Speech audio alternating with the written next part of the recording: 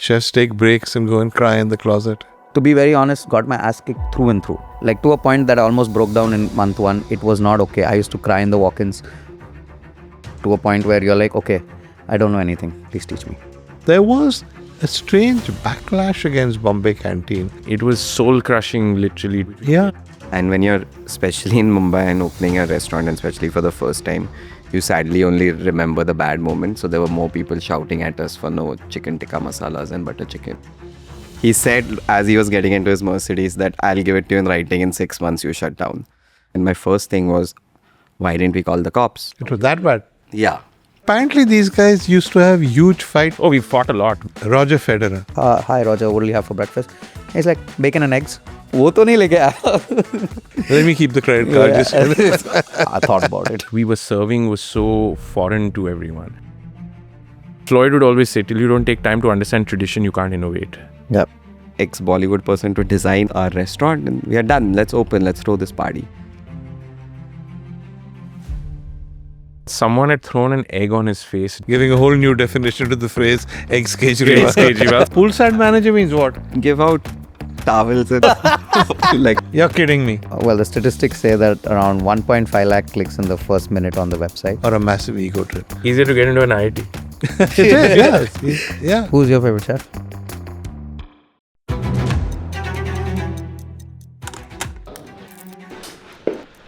Rolling.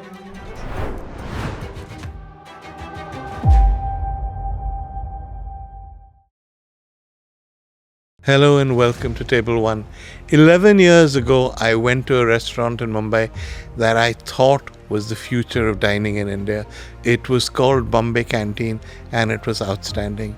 And you know what? I think I was right because it was the first in a whole set of restaurants that have changed how dining in India works. So I'm going to talk to the three guys behind Bombay Canteen and the other restaurants in their group. We're going to talk about how they started, how they expanded, how their food is different, and their backgrounds, because they all came from working in top restaurants all over the world, and how finally Indian food has come of age. Do you remember when you first came to see me? I think it was at the bar at the President Hotel, and you told me you had this idea for a restaurant and you were pretty advanced along the way, but you hadn't moved into the restaurant yet. You were doing tastings in somebody else's kitchen. Correct. Tell me about that. Remember Tell me what the idea was. I remember so clearly because I think it was probably at some point in 2014 when I met you. Yeah, probably. And we had Yash had just moved back earlier that year, and along with Chef Floyd, all of us were starting to put together what was going to become the Bombay Canteen. And the idea really was to take the thought of what Indian food could be in our homes and the way we grew up and sort of bring it to the restaurant world. Because at that time, when Yash and I went to Cornell together, and the idea really was that we wanted to open a restaurant together, and the thought emanated from the fact that we were seeing what was happening in the US, where I was, in Southeast Asia, where Yash was, and we were seeing local food being reimagined, and none of that kind of existed in India at that time. You either went for North Indian food or you went for South Indian food. Everything in the middle was non-existent in a restaurant. Yeah. And the hope and dream along with Chef Floyd was to bring it to life in the form of Bombay Canteen. And I remember... How did you know Floyd?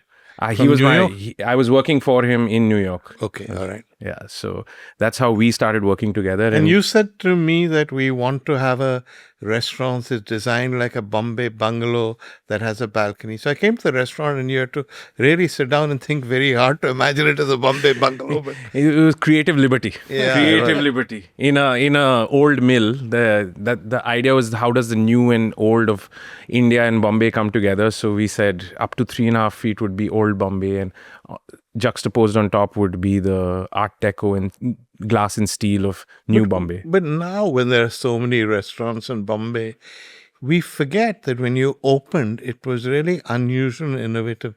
Nobody had opened a restaurant like that. Yes, it's 11 years as of today, so it really does feel like ages ago. But I think, yeah, I agree with you that at that moment in time, there was no such thing as modern Indian food, right? Modern Indian meant throwing liquid nitrogen at something. Well, there was a sort of Vineet Bhatia kind of modern Indian, which was sort of very fancy, Frenchified kind of presentation. And there was the Gagan kind of modern Indian, which was I will tell him you said that, throwing liquid nitrogen at throwing liquid nitrogen at More things. love lost. And then what you guys did was completely different, no? And it was really sort of, I think some of those original thoughts guardrails came from Chef Floyd. He was like, if we're going to do this, let's cook the way we cook at home. Let's cook seasonally. Let's change. At that point, there was no restaurant in India, I'm pretty sure, that changed its menus every 3 or 4 months. You're like, let's use ingredients that are only from India, of India. And those became sort of the building blocks to what became Bombay Canteen. And the idea really was, how do you present it in the form of small plates and large plates, chotas and badas, to keep it really And there were chintus familiar. as well, weren't Chintus as well, exactly. Just the way you go to someone's home and have a snack, and that's how we kind of would begin the meal at Bombay Canteen. Remember, Raj and I came on one of your early days. I think you would open a week or something, and we were completely blown away because nobody in India had ever done a restaurant like that. Was that like a normal reaction that, my God, we've never seen anything like this? I'm trying to like jog my memory. I don't know if you remember. I was going through this yesterday because I feel like, hindsight, you can articulate things, right? When you are in that moment, you're just putting out fires. And when you're, especially in Mumbai, and opening a restaurant, and especially for the first time, you sadly only remember the bad moments. So there were more people shouting at us for no chicken tikka masalas and butter chicken. Were they really? Yeah, People yeah. Oh, 100%. Actually, the funniest one is, and we did it in our 10-year anniversary, our first TripAdvisor review is the worst thing you'll ever read. Oh, really? What did it say? I'll Um, see if I can do better, but try. yeah. It talks about, I think that person, we know who it was because he gave me that review in person also before leaving. He said, as he was getting into his Mercedes, that I'll give it to you in writing, in 6 months, you shut down. And he was having an issue. He had had dinner. He had actually enjoyed his dinner, but he had an issue with the way we were seating people. We do 2 seatings. And he started asking my history. And I, like we were talking earlier, I was telling him I used to be a waiter at Culinary. Loved it.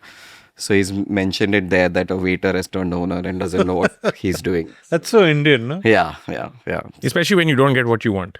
Yeah. But this guy seemed to have had a good meal. So he Yeah. got what he wanted. He was just He complaining. was. that- I still remember this because he had a shouting match with Yash, and I stepped in. He was pissed off that we didn't give one of his friends a seat because he'd walked in, and we were Yeah, really people busy. take that kind of thing Yeah, personally. exactly. So he took it really personally, and His friend was the GM of Oberoi's. And Which his one? friend was a great industry icon who was going for a movie. No GMO in the overall has ever been. As in, we've all, like, he's grown up at Oberoi's. At that point, you always respect that. Who was GM? I'm trying to So remember, anyways, I can't- no I need- can't remember the name. Way, was- way but- before my time. But he did not, He the said- GM This is when the himself. Bombay Canteen opened. Yeah. You were hardly in school at that time. Yeah. He was in New York. I was in That's New why York he at that doesn't know. point. Oh, I see. Okay. Yeah, so the GM, he had his dinner already at the bar because he was in a hurry, and he had a great, and he had left. And this guy had seen his friend not get a table, so that entitlement max had kicked in. But you guys couldn't find a seat for the GMO one? I always used to say I keep the carpenter at the back and who drops out tables from the ceiling for us, but couldn't find the. But you fed him at the table bar. for- Yeah, we did. Yeah, we did. As in, it was a perfectly fine this Meal. thing. It's just He that this, loved it. He loved it. This gentleman decided to take. So the GM didn't object. No, No, his he friend didn't. He was objected. really nice about it. Yeah. It was his friend who took, as if it was a personal insult to him. Yeah. Was that the only sort of bad review you got? Oh, No, many. I think we got many. I think if you also know this, and I remember this so clearly, like the idea of what we were serving was so foreign to everyone. I remember dealing with a guest who's like, "You've got a tandoor inside, you've got chicken. Why can't you give me chicken tikka?" Right? And we were like, "You can get chicken tikka in hundreds of other restaurants here. Go next door and get Yeah, some. we are trying to do something different and come enjoy it. And we don't need you to enjoy everything we do, but this is our point of view to it. And I think I'm glad we sort of stuck to our guns because I think we were able to sort of have a point of view which has evolved again and again. And I think as time has gone on, Hussain has come and added to that point of view in his beautiful way. So, and it'll continue to happen. So, like, I But think. see, that's the food part of it, which everybody talks about. What nobody talks about and what really impressed me was the service.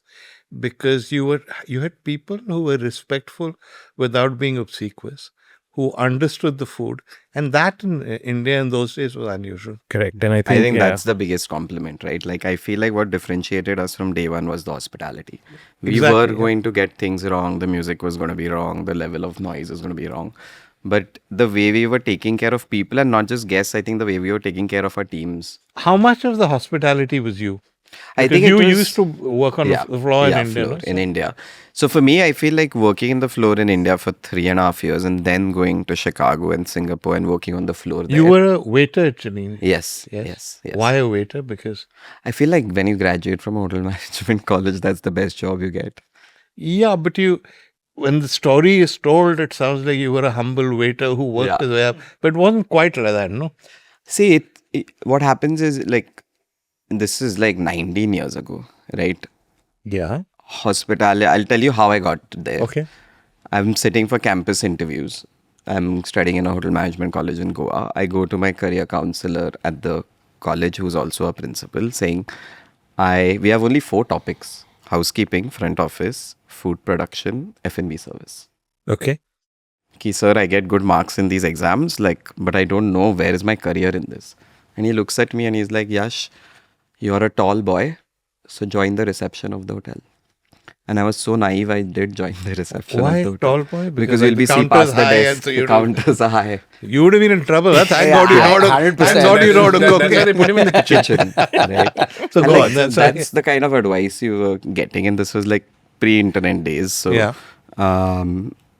And at the front desk, like, it's something that never really resonated with me. I was extremely an active person. So at the front desk, you're just standing, obviously doing important work, but you're most of the time just showing someone to the washroom or the banquets. Am I right? I'm going to interrupt you. Am I right in saying in those days, catering colleges specialized in producing people who go and join Taj, ITC, etc. They never even thought of people who would go and join standalone restaurants. And to be fair to them, at that point, standalone restaurants didn't exist at that level, right? So I have to say that every time I speak to a group of young students or chefs, the biggest criticism of catering colleges still is they're too hotel focused. Yeah. Whereas the world Because has I think because most colleges are judged by the jobs you can get at the end of it, so they solve for that. But the now you incentive. get lots of jobs in hospitality. You which are can, not- but I think the schools that are still point, not catching up yeah. fast enough, I feel. Fine. So anyway, so they told you you're very tall, go and be a Yeah, so I'm receptionist. at that front desk, and like that time, NASCOM happens, the biggest convention at that point.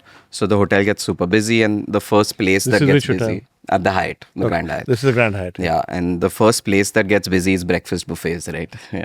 So they're like, junior most person on the front desk team, go help out in restaurants. And that was like my first foray of like actually getting into a busy restaurant. And what I loved was that every time you're doing something, someone's yelling for a coffee, someone wants a hot dosa.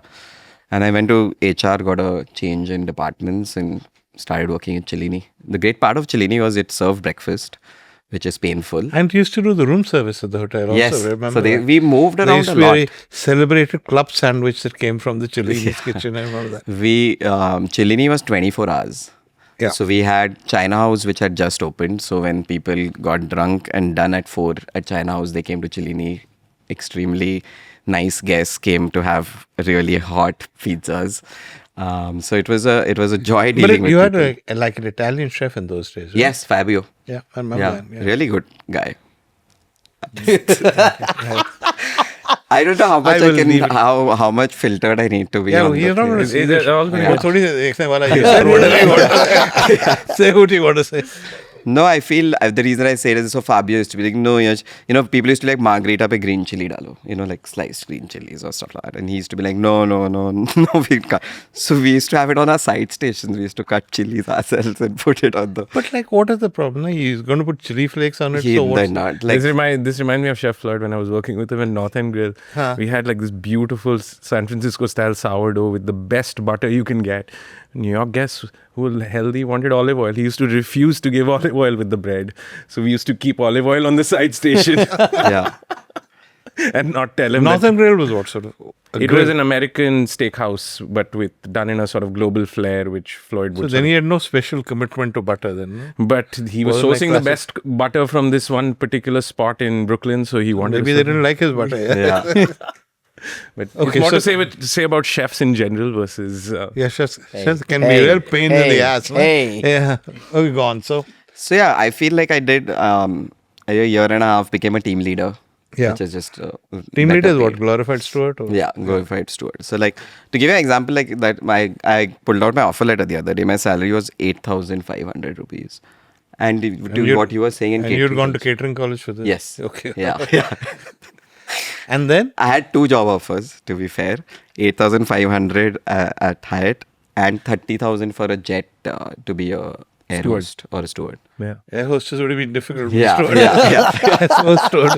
So steward was possible. Yeah. So Why didn't you take jet airways? You've seen the world. yeah, I feel like naive. I got this. I'm great hearing about advice. this jet I airways was story. I had zero idea that this was. Heard first on this podcast. I wasn't greedy at that point. I think it worked out well. You didn't like the uniform. I was tall. I was hitting the. Tall for a steward. That's how much Imligoli you can have. Yeah. So, you then went and worked in Southeast Asia, you said? Yes. So I did Hyatt 3.5 years, went to Cornell, New York, met him, spent some time in Chicago working with the Fairmont hotels. That's where I learned to bartend. How did you pay for all this if you were like a humble waiter? Luckily, my dad's a doctor. Okay. Yeah. So you weren't And quite a loans. humble waiter. Yeah. As in, but I paid for, I lived in like God, like it was a difficult his life. biography is Yeah. writing itself right Because now. the story, when it's heard, when you tell the story, 11 Madison Park, this guy worked for Danny Mayer. This guy used to be just a waiter. Yeah. But that's misleading, right? No, I feel, see, the thing is, I grew up in Pune. So coming to Bombay was like a big thing for me. My parents are from Bombay, but we moved. Okay. We grew up in a middle income family. So like for us, like, Who could send you to Cornell? And all yeah, that? but then like I feel most people in India who do a foreign kind of, you either take a loan from SBI or something and make that happen. That's true. I'm being unkind. It's possible. Yeah, parents often save up. The and thing is, make yeah. sacrifices to educate their kids. The other story I think these guys don't know, after 3 years, Hyatt was moving me to Macau. Because they were That's not a bad starting. deal. Yeah. I wasn't bad. You didn't take it. City of Dreams. I had that offer letter and my dad was like, this so you're not doing. Waiter ho gaya, abhi there you'll go become a gambler of some kind.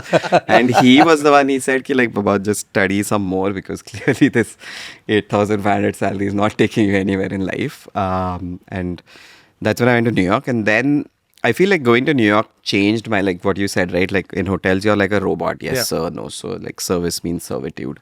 And just to be in New York, because my trip abroad that time before that was only to Singapore. I'd gone to my aunt used to live there, so New York was just like A different blown world. away, like like, and even the simplest restaurants, like just the equality, like people talking to you as an equal. And when we studied at Cornell, what I think for me, the 3 years at Hyatt taught me discipline, which our team members, I think, in terms of grit and like, but their product knowledge, like at the Hyatt, if we served a good buffalo mozzarella and someone asked me why this milk and not cow's milk, I would have no idea. Yeah. We were never asked to ask questions or never like encouraged to ask questions. So I think after that 1 year course, like most of our batchmates got cooked because it's a master's, so you get a good corporate job in the hotel and stuff like that. We decided to go back into operations because for me, I was like, the operations I've learned is just taught me discipline. It's not taught me the bigger picture. Started working with Fairmont Hotels in Chicago.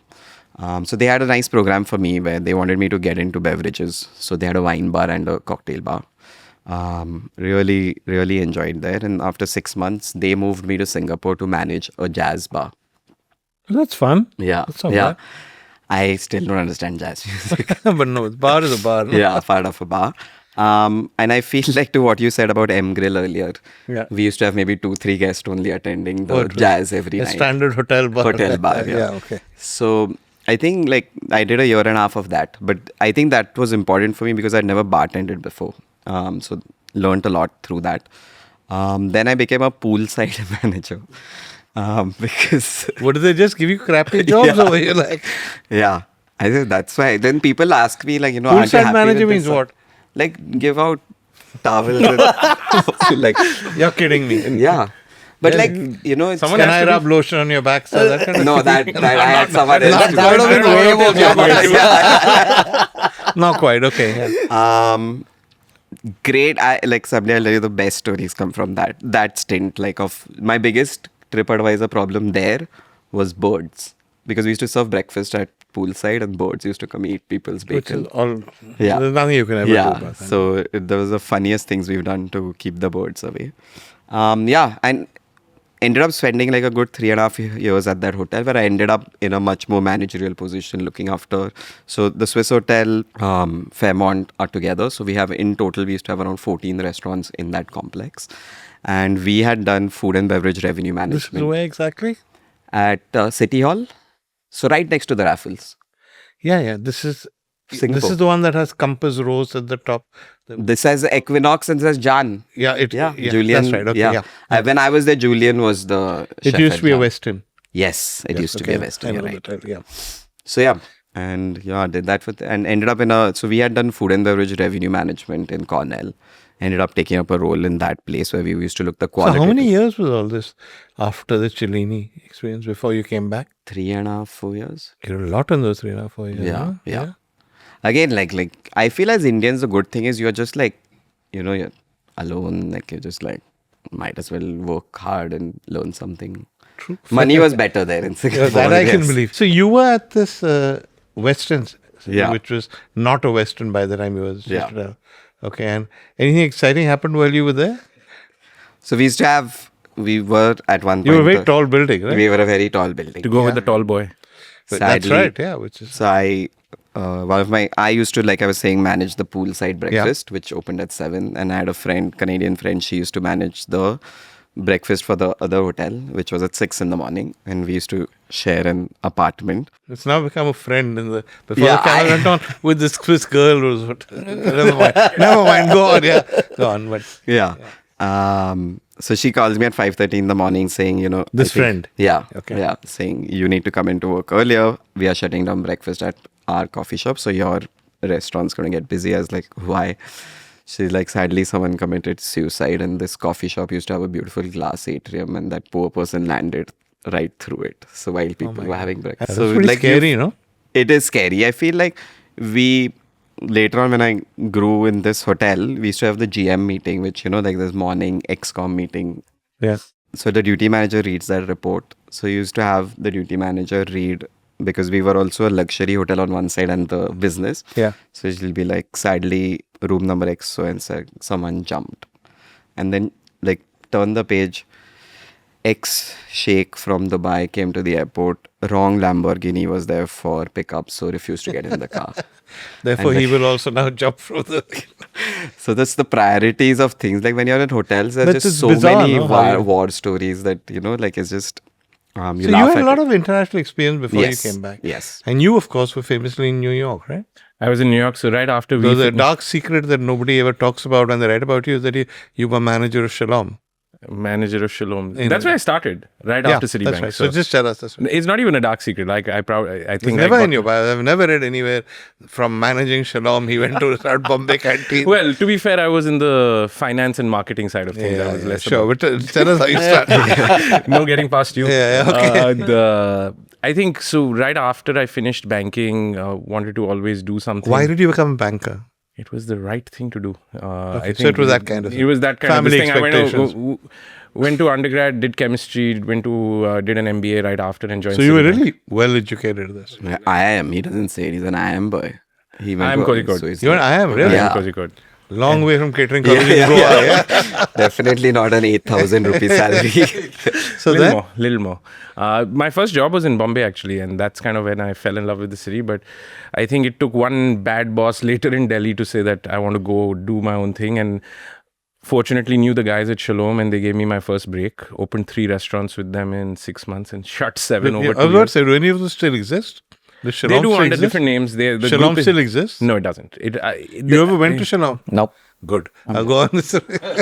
I went. It was fun. It was Yeah, it was fun. fun. It was Yeah. fun. Okay, all right. As Okay, in, I'm just back in being- the day, I feel Dheeraj, who started it, as well as Shalom, and it was Smokehouse and Olive. These 3 kind of ruled Delhi at that point in the early 2000s in terms Olive of. was one restaurant in Meroli or somewhere. Yeah, but I think these were the ones that really, that was the moment of the lounge bars, Yes. which really sort of took Shalom off. was a lounge bar, which served dodgy Mediterranean, Middle Eastern Lebanese food. And Sufi nights. Sufi nights. And that's exactly. Sufi nights. Okay, so then Opened 3 restaurants with them, shut 7 over 2 years, learnt a lot. how can you open 3 and shut He 7? was in finance. There was some. Okay, all right. There was a lot of other people doing the opening Okay, and shutting okay. as well. Yeah. But I think I at that point realized I wanted to do my own thing, but didn't quite know what to do. And again, got some good advice at that point from a mentor of mine to go to Cornell, and that turned out to be really great. And I think further to that advice was go into operations. I had not done operations at that time. So right after Cornell, I went to New York, first worked with Daniel Boulud, and then with At what? At the mothership? at Bar Boulud. At Bar Boulud. And Which must have been the first Bar Boulud, right? yeah, it was the first one, exactly. And then ended up, I had interviewed with Chef Floyd, but that project had gotten delayed. So luckily, a little less than a year later, the project was back online and I was able to join that team. And that's how I joined Union Square Hospitality to open North End Grill with him. So I think... And you came back to India directly from North End Grill? Yes. So 2013 is when I came back. So you had a sort of Danny Meyer connection, though he may not have owned 11 Madison by the time you got At the there. time, yeah. Yeah? So tell me about yourself. So, I mean, I was cooking at the Oberoi back in the day, at the Oberoi and the Trident at Nariman Point, actually. I ran Frangipani for them, which was their coffee shop downstairs. Yeah, it still exists, isn't It still exists. Yeah. It still exists. That was a buffet restaurant at lunch. Yes. So the funny story is it was meant for foreigners mainly. And it used to be called Firangi Pani within the hotel. Little bit Yeah, I of a joke. remember Yeah, that. little I bit of a remember. joke. Yes. Yeah. But what I started off with was when I graduated from OCLD, I started off as the chef of banquets at the Trident, which ran the biggest banquets. And I wasn't enjoying myself. So my boss then, Joy Bhattacharya, then moved me to Frangipani, and I ran Frangi for 2.5 years. When I realized that hotels was not what I wanted to do, it didn't have relevance in the field that I wanted to cook in. There was a sort of formula, there was a sort of monotony in it, and I kind of happened to chance upon the EMP cookbook. My mom gifted it to me for my birthday. Okay. And I emailed the reservations ID. Were you in those days what was known as a Conti chef? Or were you like all purpose? It's more like all purpose kind of. Oberoi makes you a manager of a kitchen manager more than anything else. You learn every part of the trade, but then you're not a master at anything really. And then you find your calling a little bit, and then you kind of if you're proactive, you learn, but otherwise nothing. And I was just coming to a point where I was not enjoying what I was doing, because we made just versions of tomato soups on every menu, right? Yeah. And I saw the book. I read the first thing you do when you get a cookbook of that stature is that you like glance through all of the pictures. That's like the first thing you want to do. And I looked at it, and the food looked amazingly beautiful, right? And I was like, oh my God, like this is what's out there, and here is where I am. So I kind of emailed it on one night shift. I was sitting there, I was glancing through the book, and I saw this info ID, and I just cold emailed saying, hey, I'm so-and-so, and I'd like an internship, because I was nervous. I was scared. I didn't know life beyond hotels. I felt like job security was all we needed. That's all everybody said. So yeah, I was nervous. So I said, I'll ask for an internship. Let's see how that goes for me. I asked. 3 days later, there was an email from the HR department of EMP, which till today I thank my lucky stars that email from the info ID traveled all the way to their HR. So there was somebody who was looking kind at things enough to direct it their way, right? And yeah, because for some people it's just an email, and that email changed my life. So I was really thankful and grateful. But they sent back an email saying that, hey, listen, internship not happening. Want to look for a permanent job? Let us know. And I was like, hell broke loose. Wow, that's great. Which year was this? This is 2013. So there were the 2 stars or 3 stars by then? They were 3 stars by They were then. 3 They were 3 stars stars, already, 4 right? stars by the New York Times. I think they were number 4 on the world's 50 best 50 list. best, yeah. So it was. So them to just say you can apply for a job is quite something, no? Yeah, it was quite something. And I was, to be honest, I was very scared, because I didn't know what was going to come next, right? And they said that you have to come and stage, and I didn't know what a stage meant. So I Googled it, didn't find anything. Called up a few people, asked them, like, what are these guys trying to say? So he said, oh, they mean you need to come and give a trade test. So I was like, oh, what do you mean go to New York and give a trade test? I'm sitting in India. So I called her up very naively, and I'm like, can this be done over a call? Because I'm not going to, I'm going to fly all the way to New York, not knowing I don't have a job. Like I wasn't willing to take the risk. But then I thought about it, went back home, spoke to my mom. I was like, hey, listen, this is what's up, and this is what's happened. I was like, Home was Chennai. Yeah. But I went back home to Bombay, called my mom up, and then I said what I said. And then she's like, hey, listen, go. I was like, What? I don't have a visa. She's like, okay, so ask for time, get one. Okay, so this was happening somewhere around 12th of August. My start date was 12th of September. one day after 9/11, like 10-year anniversary of 9/11. First time ever entering New York. I didn't have an American visa. I somehow or the other got one of my friends in New York to kind of send me a letter saying I'm there, coming there for his son's whatever. Got a visa very quickly. US embassy is in Chennai, and then you have a permanent residency address of Chennai, so it kind of smooths things out a little bit. So I went, did all of that, got it, booked myself into a YMCA without knowing that I had a job or not. Lied to my boss then, said my mom's unwell, I'm heading back to Chennai, and I flew out to New York that night. I hope when other chefs who work under you lie to you in similar circumstances, you're as forgiving. No, now it's a lot more open. They'll just walk up to me and be like, I want to work at EMP, and I hook it up. You know, okay. or I want to go elsewhere. But Because you are like visa to nahi milega there. I was like, apply where you are. Trump बैठा है वहाँ पे. So then? and then I landed up in New York, not knowing a thing about it. Just landed. You've in never been to America. Never been You've to done America Europe. before. Nothing. Nothing. Yeah. Nothing. Oh, Nothing. wow. Literally nothing. Like the only country outside of India I'd seen was Dubai and Singapore back then. And landed up JFK, figured out everything on my own, went to YMCA, booked myself in, walked from 54th Street all the way to 23rd just to kind of see where EMP was, stood outside there mesmerized, looked at it for a couple of minutes. How amazing. And then I was like, okay, this is beautiful. I walked back to the hotel to say that now I know how to get here. So half the battle won. So I've gone back. I've gone and got myself a Luke's Lobster because I read about it. So I want to get my Luke's Lobster roll. So I went and found out a Luke's Lobster, went and got one. Went home, slept, whatever, got rid of the jet lag. A day later was my stage date at 2 p.m. Walked into the kitchen. There's a chef that all of us know, Jamal James Kent, who was there. The late Jamal. The late Jamal James Kent. He was in the kitchen. Chef Daniel wasn't. First thing, put me on carrots. They have the carrot tartar course at that point in their menu. So I'm like, okay, what am I supposed to do? I have my kid, like, what am I doing? And then he's like, okay, peel carrots. So I'm standing in the back with the commies, peeling carrots all the way. That's my first thing. Just looking at people around, the way they're moving, the way they're working, the precision with which they're doing things. Like, it's unheard of in Indian kitchens. Like, at that point, you don't know anything. You probably read about all these herbs in books. You've never seen them in real life. I walk in there, it's like kid in a candy store. Into the stage, a couple of hours later, James comes up to me. He's like, hey, I'd like you to cook me a plate of food. And like, that's my trade test. So I was like, I'd like you to cook me a plate of food. Gives me a piece of dry-aged ribeye. It was Angus, 180 days aged. Okay. And so somebody from behind said, oh, he's from India. He doesn't cook beef. And James looked at me. Okay. Yeah, no, I got this. So then I just asked him, I was like, how would you like it cooked? And he was like, medium. I was like, fair. Takes me to the walk-in, shows me a bunch of things. We're in the midst of stomach, whatever. I go back, I cook him a plate of food in an hour's time. I've never cooked such a good piece of beef in my life ever before. I was going to say, that's an expensive ingredient to give somebody for a test. For a test. And I was just hoping I don't screw it up. And I cooked it. When I sliced into it, I must say now that it was the book definition of medium. So he says modestly. Yeah. I mean, that time I was shitting bricks, to be absolutely honest. Because like the knife in my hand was like, if this is wrong, this is done. Like New York is taken away. The whole trip is New York is taken away from me, right? And my idea was more like EMP, yes, but like also New York, like the city was accessible to me because of that. And I put up the plate. I still remember what I cooked for him. It was a puree of chanterelle mushrooms with... Had you ever cooked with chanterelles before? Never. I mean, I knew how to make a mushroom puree, so I applied principles to that. Frankly, it's a waste to chanterelles to do. Exactly, which I learned later on in life. Yeah. I'd cooked down all the chanterelles and I pureed them out.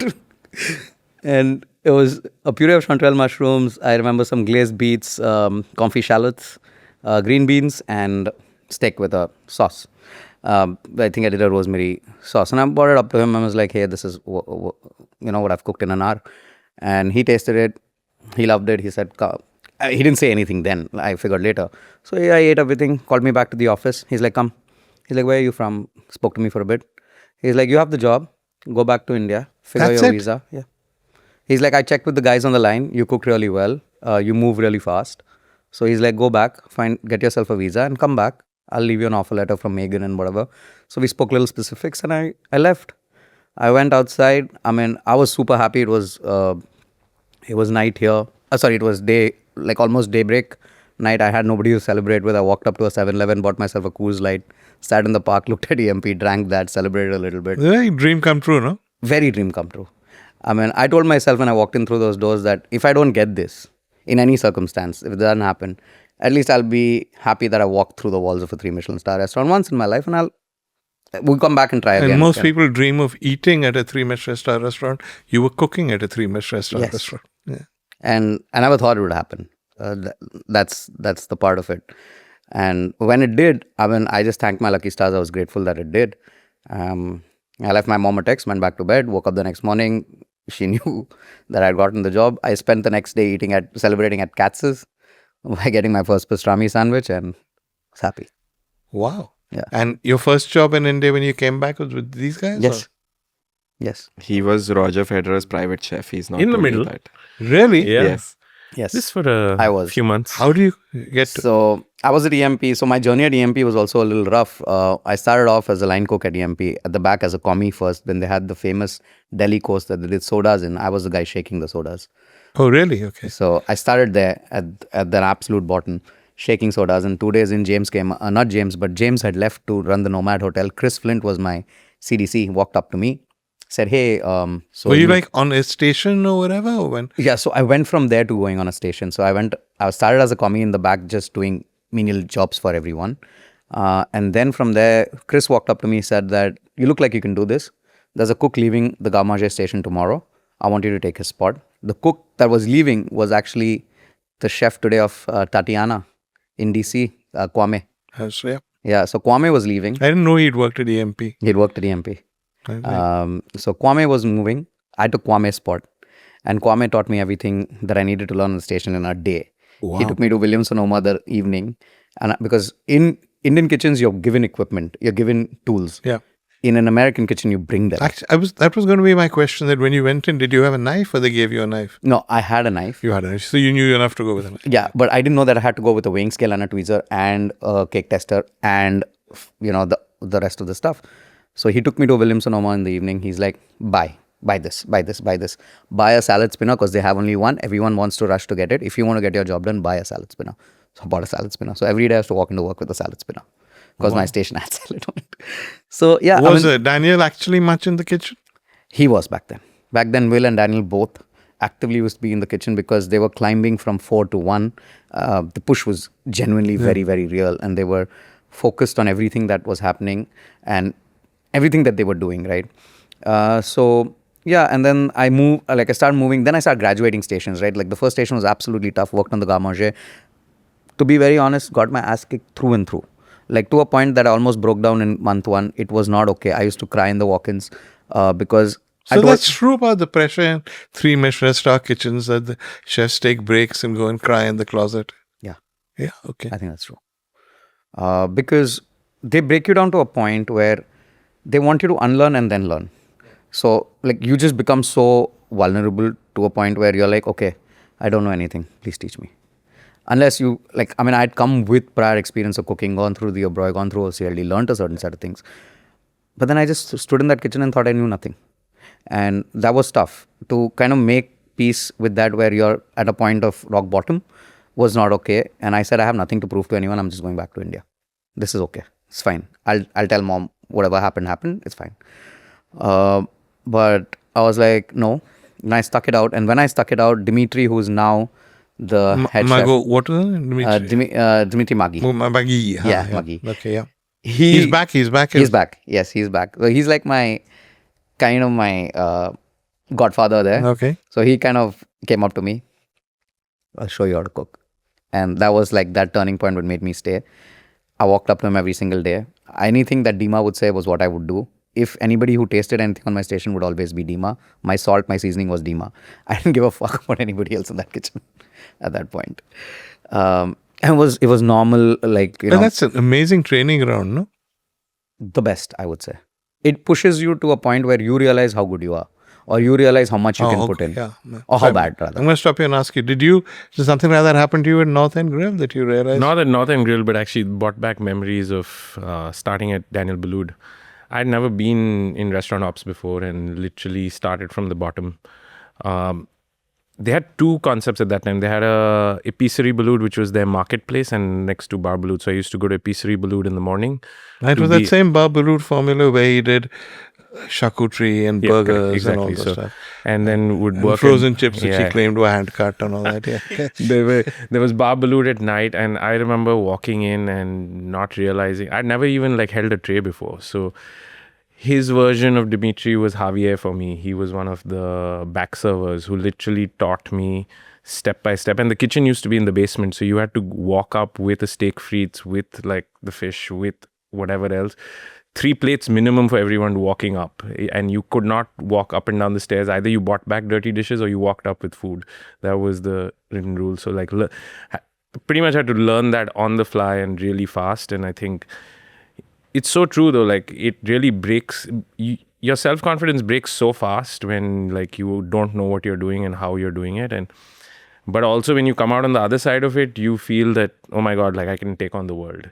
Like would go home and try to carry 3 plates. I'd never done that before, and practice so that I could actually carry 3 plates over there and not break something and make a fool of myself. That's a very French thing, no? The waiters would say. Yeah. I've always wondered, just get a fucking lift to me. Why are you bothering with 3 plates? But it's for some servers are taught that it's important to learn. Yeah, that's right. And the servers are taught that this is really important. I've never understood it, but that's the logic of classical French. You, on the other hand, never had a "I'm going to weep and go back" moment. Clearly, I don't think so. I feel like for me, like we always say it, like he would have been a batch younger to me. He went to Aksha, I went to IJM Goa. Yeah. I feel like we had nasty seniors. Like I don't think I really want to remember their names. But that you do it in India also. Yeah, I think no, and that was like for me. My thing started in India itself, where people were just mean to you, but like you were like, this is life. Like I always say it. Now we can, like, we have generations who can articulate mental health. Right, I remember if you 20 years ago went to someone saying I'm taking a mental day off, they'll give you another slap and make your mental health worse. Yeah. For me, it was like simpler things. I remember one day I had to go into banquets to help, and and like still I can't grow facial hair, I feel like. And this person like in the briefing just mocked me for like not having a mustache and made me like go. You have a sort of. Yeah, like I have like a 14-year-old mustache. Yeah. So yeah, I feel like for me, like by the time I did Chicago and Singapore, like I feel Cornell gave me a lot of confidence, like being like, you have that education. And like the good thing with hotel management, Goa catering colleges, like the thing about holding plates, I think that was one thing at least they like made us do in the practice restaurants. So I think for me, I just wasn't confident on product knowledge, like I like, wines and stuff like that. But I just was an extremely social person, so I was good at like just having conversations, taking care of people. So of the two of you, which of you is a better people person? I don't know. I think that's a me question. Huh? I think that's a me question. Yeah. Go for it. Yeah. Do I get stuck in between? Yeah, This is, like you fucking chose to be stuck. No, tell me. I think if there is a fire to be put out, Sam, Yeah. like, can process it better. If there is somebody to be wooed, I would say I'll take it. Really, you're the Very most charming. seductive one of the two. I feel it's just the age. Like I'm just younger than he is. That helps. But apparently these guys used to have huge fights on the floor, and Yeah. Floyd used to have to come and separate that them. time he wasn't there. I wasn't But there. Yeah. that's not part of the legend. That they used to But- like fight in front of customers and stuff like I that. haven't seen In that front of the happen team. ever. In front of the team, but in front I've of never the seen that happen because this happened before my time. I've heard of it. Yeah. To be honest, It was I the have heard of it. silliest reason. It was week 1 of It Bombay was Canteen. week, yeah. And after that, I've It never never ever happened seen after it week happen. 1. Oh, we fought a lot, but not in front Not of in the front. not in front of the team. But Yeah. what do you guys fight about? So it was, what had happened was because I had a much more grounding of how ops in India works. The good thing was him and Floyd had the more New York hospitality first anima part of it, right? So when you're opening a restaurant, there's certain things for me were like, I remember Floyd taking me aside and saying, in briefings, you say no a lot. I didn't realize that, things. But What do you mean in briefings? like he would say, let's do this. And I used to be like, no, but it's a hotel thing because it's like, Yeah, just like yeah. you're like, Yeah, sure. But there was one thing that Sam wanted to do is we do it in restaurants. We call an important guest a PX guest. You don't want to use the word VIP because everyone knows the guest. So we use the word What does PX stand for? And I it think came from person of there. importance, I think it just came from the sort of French style. So the system's known as the soigner system. Soigner don't means know. to take care of. Okay. And most restaurants will have that, where especially back in the day, this is what I learned at Bulud and then even at Danny Meyer's Union Square Hospitality. If you were walking in and you were a guest from before, we would have details on you and 4 slips would go out. One would go to the server, one would go to the bar, one would go to the kitchen, one would go to the manager. So that everyone was aware, allergies, preferences, dietaries, etc., etc. It was a communication system more than anything else. That Okay. And I came in all like we come back from New York, we have to do this. We have So he wanted a printer at every, like a side station, which made sense that soon someone walks in, you print, and that side station prints like Mr. Sanghvi's walked in, sparkling water, this. Not his order, but what he wants, like, you know, like. And So I'm you like, can preempt him. And at that point, like, you know, the team is like in total 35 people, including chefs and stuff. And here we are, because we were such a new company, like we had, people used to ask company ka naam kya hai? We didn't have like we used to sit in a cafe coffee day as our office. So the teams were like all freshers, right? So I was trying to get through to him to say that right now I'm trying to get them to explain the menu we want, to take care of people. Now for them to understand this PX system and for them to all coordinate 4 places, it's not going to happen. And it just, I put my foot down, he started saying, and then we just started, I think it was just like... And they say hindsight is 20/20, and I will say Yash was absolutely right. Yeah. It's, intuitively, it seems he was right. Correct. There's some things you can translate from New York and Yeah. some things. No, we do have the system today. Yeah. It needed that day. time. Yeah. You have a system what? The guy walks in, you know, if he wants sparkling water or still water. Yeah. Absolutely. So it's anybody who goes there, if they don't know what kind of water you want, second time the systems second failed. time, Yeah? Second time systems failed. I feel like, so right now we do it, and we still do it manual. So there's no printer. We just have a triplicate, like a KOD pad. The hostess writes it out, gives one to the bar, gives one to the desk. And it's very simple things, right? Because there'll be someone who comes and always has the Kejriwal, right? But the server is going to be different every time. So just when you're taking the order, to just say, you always have a Kejriwal. So, and I think now there's technology to do things better. But that time, you know, for me, it was like consistency. Like, how do we just get the simple things right? But the trouble with that is that you got to get it right, no? Yeah. I remember hotels have this guest history system, and my guest history at the Taj used to always say loves Beaujolais, which is the one wine I wouldn't drink. So they would always come and offer me Beaujolais. Did someone eavesdrop on your I don't know conversation? from where it came from because I've never drunk it. So Your guest history at Moat Hostel is also very long. You know, the problem what happens is every manager puts in one thing, right? And usually wrong. Yeah. yeah, because like it becomes like, because as we all grow older, our tastes also evolve. I think we also become simpler as we grow older, right? And you need to just take one thing. So like with our PX note, it won't have like sparkling water for most people, because in India there are very few people who love sparkling. But it would say, for example, X guest is Nika or X, you know, just for the servers to know a bit more about our teams, right? It just gives them that added confidence of taking care of people, right? So there it would also say, like, most important is allergic, right? Like gluten free. So even if they're only ordering food, but it goes to the bar just to be like careful that something goes out to this table, you are very careful about it. And more than anything else, this system is foundational to what you were referring to earlier. We were talking about earlier about hospitality being the differential. And that really for us, that learning for both Yash and me started from outside India. I still remember at Barbalud being absolutely shocked at the briefing where India here at Shalom, etc. When you did briefings, you were like, are your nails cut? Are you well groomed? Is your And what would it be in New York? New York, you sat down, you ate the specials of the day, you drank the wines of the day, you actually spoke about it. It was an educational masterclass every day for 30 to 45 minutes. And I think that thinking is what we brought here to Yash. But I mean, it's... I will not name the restaurant, but we went to a restaurant yesterday, Raj and I, fancy restaurant. The food was outstanding. The server refused to write the order. So I said, write it down. He wrote it down. Then the chef sent out some things. And all the things that we had ordered, they didn't have. They didn't serve. So I said, what about the stuff we ordered? They looked totally confused. So I said, check the slips.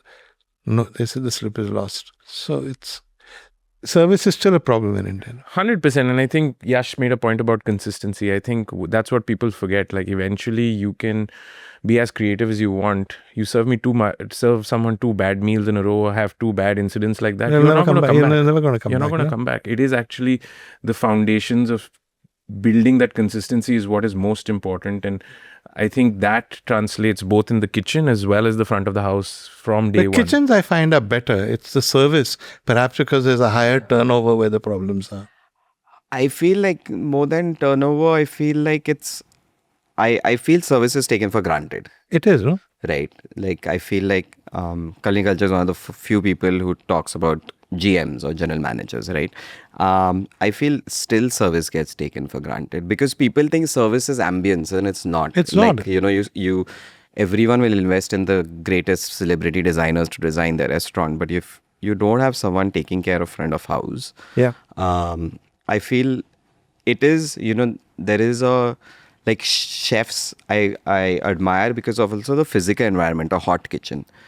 FOH in India, the problem is obviously it's better environments, but Indians are entitled. You know, it's not easy. And like, I think for men, it's so even easy in front of house. Like, some of our GMs in Bombay Canteen or Pedro are women. It's like, it's still today the amount of entitlement that gets thrown around.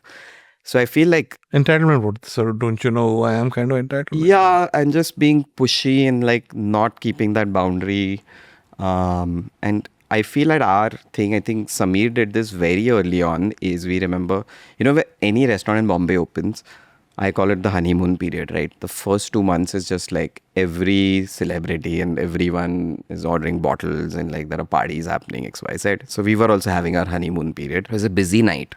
You know, this thing Sam had said in the briefing always was that if any guest disrespects you, and he was also very articulate to say, when I mean disrespect, if they say fuck this or like, you know, like use language that come to me, if don't feel bad about just coming to me because we know it'll be difficult for you to handle it. And you don't need to take it, but don't reply. Like you don't, because sometimes you lose. And I remember the guy's name also, Somil, who went on to become Izumi's manager in Goa right now. Somil was just out of IHM Goa. He was a captain with us.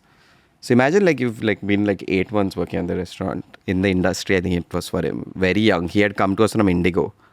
And some guest Indigo, was the restaurant or the restaurant. airline? The Yeah, restaurant, okay. sorry. This guest was abusive. I remember this so Abusive. clearly So where it Sam happened. went up and this table had consumed a lot and just asked them to leave. And the guest was like, I won't pay. And Sam was like, yeah, that's fine. Is that the only time you've done that? No. There You have guys been more have- than a few times. Yeah. More than And a I few feel like What is the red line? times. Red light is Going- abuse. abuse. Verbal or Verbal. just being aggressively abusive. Yeah. That's the red line. And I feel we don't do it enough. Like I feel like Yeah, I agree. I know there are instances now also where like Damini, who's the GM of Bombay Canteen, recently was telling me, and my first thing was, why didn't we call the cops? It was that bad? Yeah, right. Like, and why are we even like encouraging this? Why didn't someone else step up in and it disturbs you, right? Like it mentally disturbs you. So I feel like that's why with service, like there are those things which have like scarred the entire industry to a certain level. But I don't think owners know that there is a service department. Like there is like restaurant chalu karna, ek celebrity chef. We'll get someone from Europe, XYZ. We'll get ex Bollywood person to design our restaurant and we are done. Let's open. Let's throw this party. Like you need, like it's so important. I think now there's mixologists. Yeah. So then you have a celebrity mixologist. Nitrogen Meaningless term. being moved from I'm sure kitchen. you'll end up being called a cookologist or something. It's just useless. Yeah. I find one of the problems with service, which is pretty basic, is that people will spend money, as you say, on these fancy interior designers, but the welcome, which is so important at every restaurant abroad, will be completely screwed up. Something that standalones usually get right, but hotels get wrong. Yeah.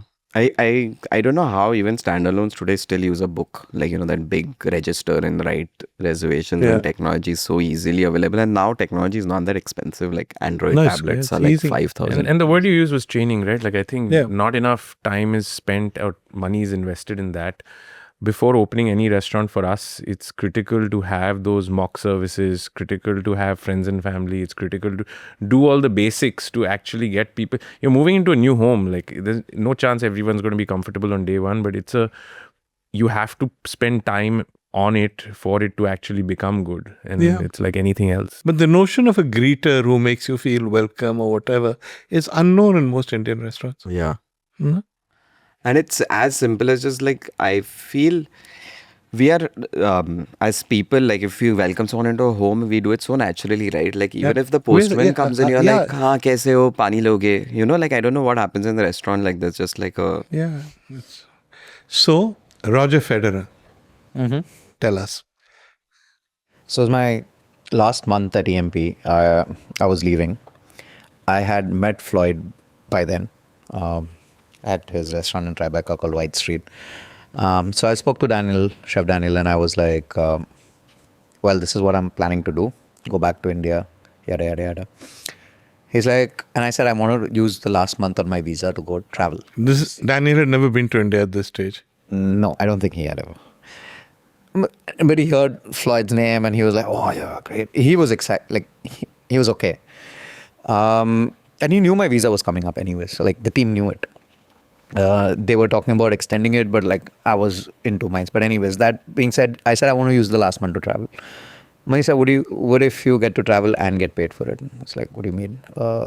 He's like, there's a gig in India Wells and would you go for it? I said, tell me more. And he's like, I can't tell you more, but like one of the sous chefs will come speak to you. So I said, okay, cool. Go back, doing my thing. The sous chef called Danny Di Stefano, he's Italian-American. He comes up to me, he's like, I'm going for it. It's a gig for Roger. And again, still not telling me who it is, okay? Roger Rabbit. So I was like, okay. And I'm like literally line cook mentality. I'm like, dude, what am I getting paid? Like, what's up? So he says $2,000. I said, how many days? He said 14 days. I'm like, let's go. sounds about right. Let's go. So I'm like, in my head, I was like, oh, I can book per se. I want to eat at Bulle. So I'm like, this is sorted. Right? So I'm like, calculated it. I'm like, yeah, this sounds good. So I'm like, Danny, when we going? And he's like, whatever. So we land in India Wells in... Oh, you still didn't know? No. You on the flight. On the flight, they broke it to you. Yeah, so he broke it to me. He's like, oh, we're going to cook for Roger Federer. I'm like, what do you mean, bro? And I'm like very excited, right? Like land, they like come to pick us up and all of that. We go to this house. It's Sylvester Stallone's home that he's rented out. Wow. For the, whatever, that period. Because he's playing the ATP World Tour in India Wells. And obviously he'd reached out to Chef Daniel. Chef Daniel said, yeah, I'll send you 2 cooks from EMP, which was the both of us. So we go, it's him, his family, his doubles partner, his physio, who else was there? At some point, Gwen Stefani, Gavin Rossdale show up. So they come with a bunch of things. And he has kids, so every kid has nanny. So it was an entourage of like 24 people that we were cooking for. And I did that for like 14 days. What did they eat? I think everything under the sun, actually. He was very easy. First day, I go to Whole Foods to shop. And I'm like picking up all the healthy shit, almond butter, chia seeds and all of that. So I've come stocked up the pantry. And I'm like, this is probably going to be enough, right? The next morning he walks in. I'm like, hi, Roger, what will you have for breakfast? He's like, bacon and eggs. What is all this organic shit? No, he's not even looked at it. I'm like, wo to nahi lege aaya. Like, you wouldn't imagine if having eggs all I had, but bacon. I'm like, So I'm like, all right, cool. On the fly, we figure something out. We cook breakfast. We make pancakes for the kids or whatever. We give them all right now. And every day he ate like everything from burgers to salmon to ribeyes. But the view that they all have to eat lots of carbs is not true. That they all have to live on pasta. No, so his ritual was that he would eat spaghetti made by his mum just before the game. So it was simple olive oil parmesan spaghetti, and only his mum had to make it. So we would prep it. He's Swiss, or what is it? Yeah. Yeah, so there's no cuisine there to speak of. Yeah. Which is probably why Daniel Hume recommended him on the Swiss network. Thoda masala dal. Like we were cooking everything and anything under the sun. We would just go to Whole Foods. We had their credit card. They gave us a car. They gave us everything. We were like living in the mansion. They gave us a room in the mansion. Dream gig, no? Dream gig. Like, listen, like he was so easy. He would leave tickets for us every day for the game. So we would have tickets to the game. We would have, we could use anything and everything in the home. So from the billiards table to like the pool, everything was just accessible. There was a tennis court in there. So we felt like, So like when going- you went play off to, tennis with Roger. so when you went off to play tennis, you could just get into the pool and Yeah, yeah, have yeah. And martinis by the side of the pool. Not bad, eh? everything. So he was like, do whatever you want. Cases of Moya would show up every morning. So they were really kind. And they were... Well, they're classy people then, no? Yes. And Unlike many of the guests you be referring to. they would help us wash dishes. different Like lifestyles. everything was different because we were cooking and washing dishes, but they would come give us a hand. Like the entire family would come give us a hand while we did dishes. So I think that shows that they That were shows just kind, class, yeah. generous people. And then the last day when he did not win the tour, also he was like, "Oh, let me make you a plate of food. Come sit down, eat with us." And I think that kind of generosity That bit shows is class, amazing. no? Shows class, yeah.